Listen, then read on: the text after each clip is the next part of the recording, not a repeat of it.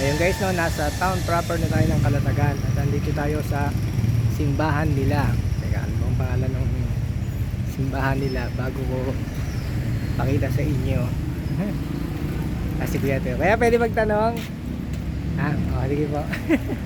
Ako si kuya, medyo PWD. May na kanyang tenga. Teka, ating guys yung ano, yung nakalagay dito.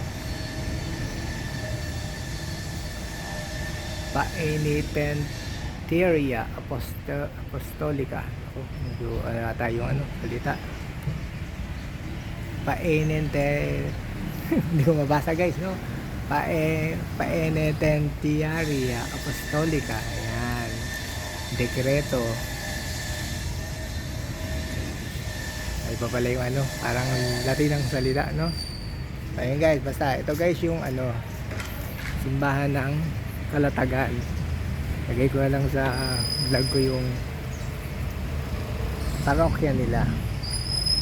So, ayan, kasi wala nakalagay, no?